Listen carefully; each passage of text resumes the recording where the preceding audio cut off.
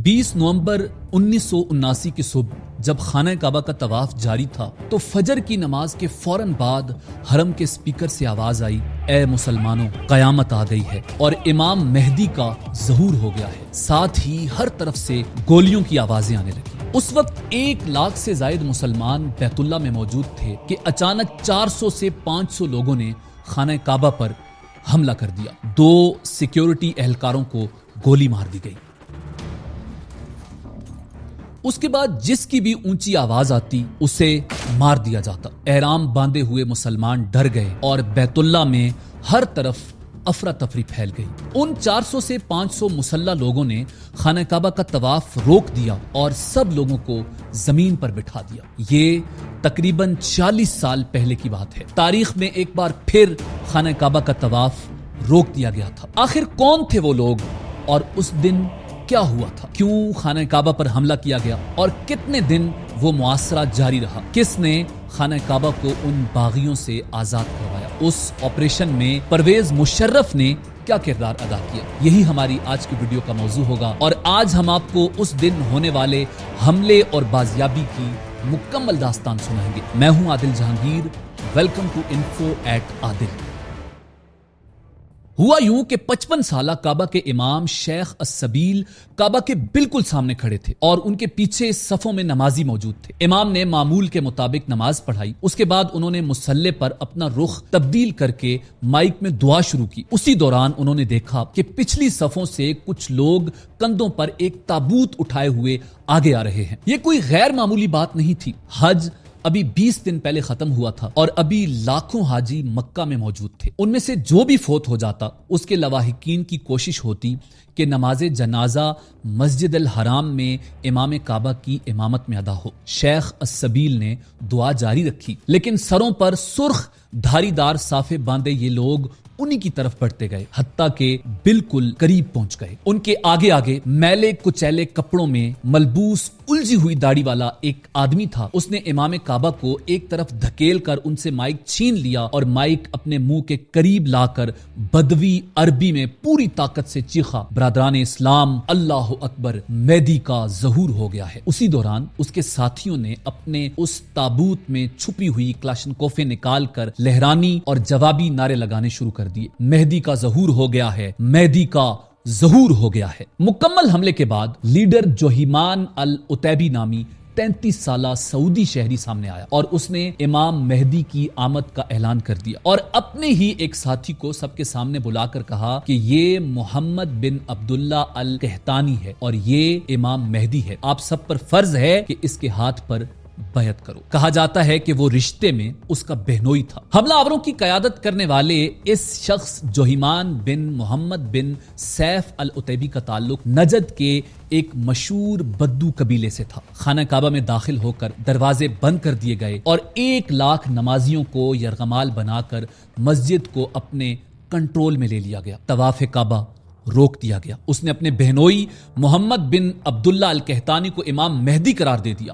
یہ صدیوں میں پہلا موقع تھا جب خانہ کعبہ عام مسلمانوں کے لیے بند کر دیا گیا تھا۔ سعودی حکومت نے فوراً اپنی فوج تیار کی اور ان کو خانہ کعبہ کی طرف بھیجا، مگر خانہ کعبہ کے تقدس کی وجہ سے یا کم تربیت کی وجہ سے وہ بھی کچھ نہ کر سکے۔ اور دوسری وجہ یہ تھی کہ جوہیمان کے گروپ میں موجود سنائپرز میناروں کے اوپر بیٹھ گئے تھے اور اپنی پوزیشنز سیٹ کر لی تھی۔ باہر سے جو بھی فوجی سامنے آتا یا جو بھی گاڑی نظر آتی وہ بھون دیتے اور اچانک بڑا حملہ کرنے سے 1 لاکھ لوگوں کی جانوں کو خطرہ تھا جو ان باغیوں کے قبضے میں تھے اور خانہ کعبہ کی بلڈنگ کو بھی خطرہ تھا۔ سعودی حکومت نے میڈیا مکمل طور پر بند کر دیا تھا تاکہ اس واقعے کے بارے میں کسی کو خبر نہ ہو، لیکن وہ اس میں بھی مکمل طور پر کامیاب نہ ہوئے۔ پاکستان میں اس خبر کے آنے کے بعد اسلام آباد میں امریکن سفارت خانے پر حملہ کر دیا گیا تھا کیونکہ ایران کی جانب سے اسے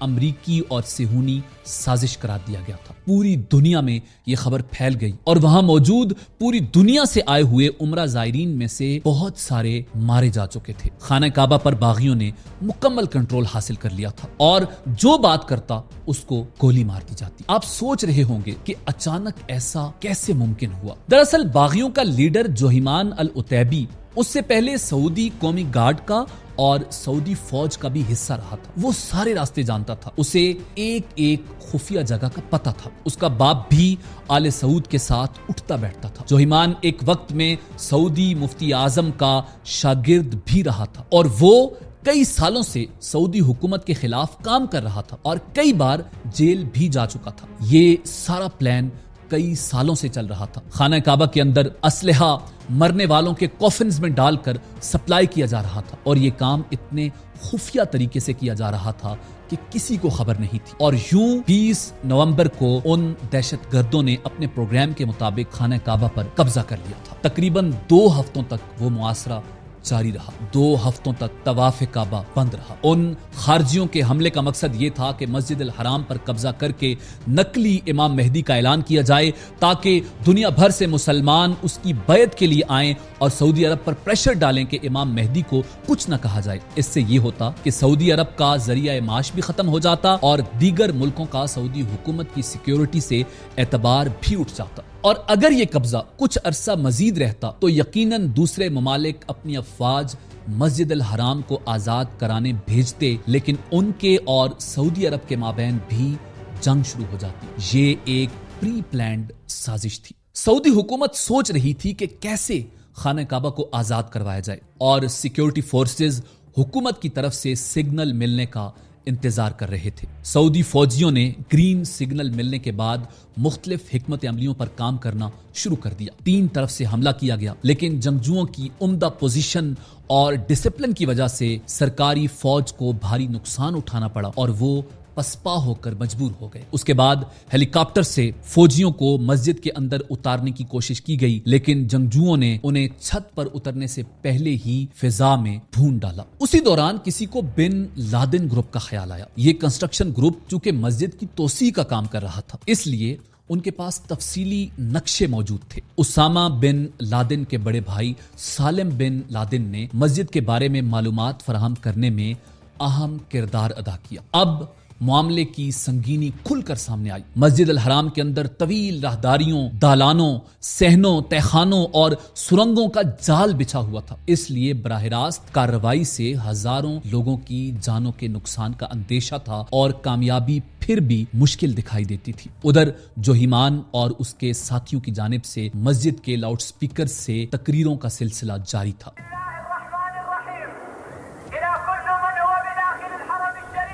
اب انہوں نے اپنے مطالبات پیش کرنا شروع کر دیے تھے، جن کا لب لباب یہ تھا کہ مغربی ملکوں سے رابطے توڑ دیے جائیں، حکومت کا تختہ الٹ دیا جائے، امریکہ کو تیل کی فراہمی روک دی جائے اور تمام غیر ملکیوں کو سعودی عرب سے نکال دیا جائے. چوتھے روز سیکیورٹی فورسز کے اہلکار مسجد کی کچھ دیواروں میں سوراخ کر کے اندر گھس گئے اور بعض حصوں پر کنٹرول حاصل کر لیا گیا، لیکن حاجیوں کی بڑی تعداد اب بھی جنگجوؤں کے قبضے میں تھی. سعودی فوجیوں نے بھی کچھ باغیوں کو فائر مار کر ہلاک کر دیا تھا، مگر مکمل قبضہ ابھی تک ان کے پاس تھا. مختلف دروازوں سے سعودی فوجی داخل ہونے کی کوشش کر رہے تھے. باغی عورتیں اپنے مردہ ساتھیوں کے چہرے مسخ کر دیتی تھیں تاکہ ان کی شناخت نہ ہو سکے. اسی دوران اچانک مبینہ امام مہدی قحطانی کے سر میں ایک فائر لگا اور وہ مارا گیا اور اس کی لاش اس حالت میں سیکیورٹی حکام کے قبضے میں آ گئی کہ چہرہ سلامت رہ گیا. اس سے بعض جنگجو سکتے میں آ گئے کہ اگر امام مہدی ہی مارا گیا ہے تو دنیا پر غلبہ کون پائے گا اور بقیہ بشارتیں کیسے پوری ہوں گی. البتہ جوہیمان نے سر توڑ کوشش کی کہ قحطانی کی موت کی خبر کو کسی نہ کسی طرح دبایا جائے، مگر وہ ناکام رہا. ادھر فوجی دماغ سر جوڑے بیٹھے تھے کہ باغیوں سے خانہ کعبہ کو کس طرح آزاد کروایا جائے. کسی نے منصوبہ پیش کیا کہ سرنگوں میں پانی چھوڑ دیا جائے اور پھر اس پانی میں بجلی چھوڑ دی جائے. دلچسپ بات یہ ہے کہ پاکستان میں بہت سے لوگ سمجھتے ہیں کہ اس منصوبے پر عمل ہوا تھا اور اسی طریقے سے باغیوں پر قابو پایا گیا تھا، لیکن حقیقت یہ ہے کہ یہ پلان رد ہو گیا تھا، کیونکہ ایک تو مکہ میں اتنا پانی ہی نہیں تھا کہ دنیا کی سب سے بڑی مسجد کو بھر سکے جس کا وسیع و عریض رقبہ تھا، اور حملہ آوروں کے علاوہ حاجیوں کی بڑے پیمانے پر تعداد وہاں موجود تھی جن کی ہلاکتوں کا اندیشہ تھا۔ سعودی سیکیورٹی چیف ترکی الفیصل نے اس موقع پر کہا تھا کہ کعبہ کو بھرنے کے لیے ریڈ سی بھی ناکافی ہوگا۔ جب سعودی حکام عاجز آ گئے تو انہوں نے فیصلہ کیا کہ بیرونی مدد حاصل کی جائے۔ اس وقت امریکن CIA کے کمانڈوز سعودی سپاہیوں کو تربیت دے رہے تھے، لیکن صورتحال کی نزاکت کے پیش نظر فیصلہ کیا گیا کہ اس موقع پر امریکہ کے ملوث ہونے کے سیاسی اثرات پڑیں گے، اس لیے نگاہ انتخاب نسبتاً نیوٹرل اور ملک کے فرانس پر پڑی۔ اس وقت فرانسیسی سیکرٹ سروسز کے سربراہ کاؤنٹ کلاؤڈ الیگزینڈر تھے۔ فرانسیسی حکومت کے ذریعے ان سے رابطہ کیا گیا تو انہوں نے تجویز پیش کی کہ کعبہ کے اندر گیس چھوڑ دی جائے جس سے باغی اور یرغمالی دونوں بے ہوش ہو جائیں گے اور یوں حملہ آوروں پر آسانی سے قابو پایا جا سکتا ہے۔ اس مقصد کی خاطر فرانسیسی خفیہ ادارے GIGN کے 3 کمانڈوز کو ہنگامی بنیادوں پر سعودی عرب روانہ کیا گیا، لیکن یہاں ایک مسئلہ درپیش تھا کہ سعودی قانون کی روح سے حرم کی حدود میں کوئی غیر مسلم داخل نہیں ہو سکتا۔ یہ بھی کہا جاتا ہے کہ پہلے ان تینوں کو عارضی طور پر کلمہ پڑھایا گیا اور پھر مکہ پہنچا دیا گیا۔ انہوں نے اپنا کام فوراً شروع کر دیا۔ مسجد کی وسعت کا معاملہ پھر آڑے آیا، اس میں دالانوں، صحنوں اور راہداریوں کی کثرت تھی جن میں سے اکثر حصے کھلے تھے، اس لیے گیس کا خاطر خواہ اثر نہیں ہوا۔ لیکن اسی دوران سعودی حکام نے دوسرا آپریشن شروع کر رکھا تھا۔ جو ہی گیس داخل کی گئی اس کے ساتھ ہی ماسک پہنے ہوئے سپاہیوں نے مسجد کی دیوار میں سوراخ کر لیے اور وہاں سے اندر گرینیڈ پھینکنا شروع کر دیے، جس سے بہت سے یرغمالی بھی ہلاک ہو گئے۔ اس وقت محاصرے کو 14 دن گزر چکے تھے۔ باغیوں کا اسلحہ، خوراک اور ہمت ختم ہو چکے تھے۔ اوپر سے مبینہ امام مہدی بھی مارے جا چکے تھے، اس لیے بچے کھچے باغیوں نے 4 دسمبر کو اپنے آپ کو حکام کے حوالے کر دیا۔ ان میں جوہیمان العتیبی بھی شامل تھا۔ سعودی انٹیلیجنس کے سربراہ شہزادہ ترکی الفیصل جوہیمان کو دیکھنے ہاسپٹل گئے تو اس نے شہزادے کا ہاتھ تھام لیا اور کہنے لگا کہ شاہ خالد سے کہو مجھے معاف کر دیں، میں آئندہ ایسا کوئی کام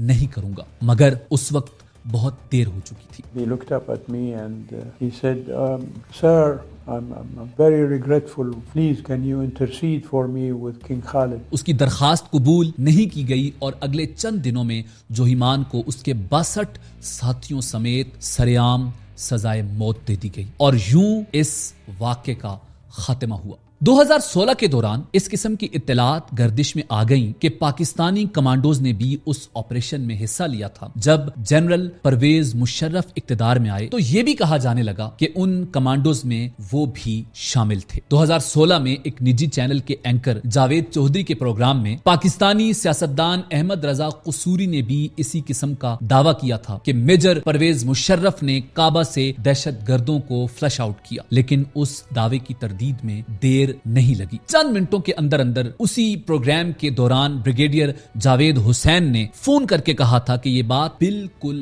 غلط ہے اور پاکستانی کمانڈوز اس کارروائی میں شامل نہیں تھے۔ رپورٹ کے مطابق اگر پرویز مشرف نے اس کارروائی میں حصہ لیا ہوتا تو وہ اس کا ذکر اپنی کتاب ان دی لائن آف فائر میں ضرور کرتے۔ اس کتاب میں انہوں نے 1979 کے متفرق واقعات تو لکھے ہیں لیکن مکہ میں ہونے والے کسی آپریشن کا ذکر نہیں کیا، بلکہ کتاب کے صفحہ نمبر 65 پر لکھتے ہیں کہ 1978 میں وہ لیفٹیننٹ کرنل بن گئے تھے اور 1979 میں بطور میجر مشرف والی تھیوری تو یہی غلط ثابت ہو گئی۔ اسی صفحے پر آگے چل کر وہ لکھتے ہیں کہ 1979 میں ان کی posting command and staff college میں بطور انسٹرکٹر ہو گئی تھی۔ ظاہر ہے کہ ایسی صورتحال میں ان کی بطور میجر کمانڈو مکہ میں تعیناتی خارج از بحث ہو جاتی ہے۔ وہ 1979 کے واقعات کا ذکر کرتے ہوئے یہ تک بتاتے ہیں کہ انہوں نے سٹاف کالج میں بغیر پرچی کے تقریر کرنے کا ہنر سیکھ لیا تھا۔ کیسے انہوں نے 15 مختلف ملکوں سے آئے ہوئے لوگوں کے ساتھ بڑا یادگار وقت گزارا، مگر اگر مشرف نے کوئی ذکر نہیں کیا تو اس آپریشن کا۔ پرویز مشرف اپنے سید ہونے پر ناز کرتے تھے اور بصد فخر کہتے تھے کہ میرے لیے خانہ کعبہ کا دروازہ کھولا گیا تھا، لیکن یہ ان سے کبھی نہیں سنا کہ خانہ کعبہ کو آزاد کروانے میں کردار ادا کیا۔ یہ بھی کہا جاتا ہے کہ پاکستان کی طرف سے اس آپریشن میں حصہ تو لیا گیا تھا، مگر اس آپریشن کو میجر سید وقار کمانڈ کر رہے تھے۔ اس 2 ہفتے مسلسل جاری رہنے والے محاصرے کے بعد بالآخر مسجد الحرام کو باغیوں سے چھڑا لیا گیا، کئی باغیوں کو ہلاک کر دیا گیا اور جوہیمان العتیبی اور اس کے ساتھیوں کو 6 جرموں کے ارتکاب پر سعودی قاضیوں نے سزائے موت دی، اور وہ جرائم یہ تھے: مسجد الحرام کا تقدس پامال کرنا، ناحق مسلمانوں کا قتل، حاکم وقت کی نافرمانی، مسجد الحرام میں نماز کی ادائیگی کو روکنا، امام مہدی کا جھوٹا دعویٰ، معصوم مسلمانوں کو اپنے مقاصد کے اصول کے لیے استعمال کرنا۔ ناظرین، اسی امید کے ساتھ اجازت دیجیے کہ آپ کو ہماری ویڈیو پسند آئی ہوگی۔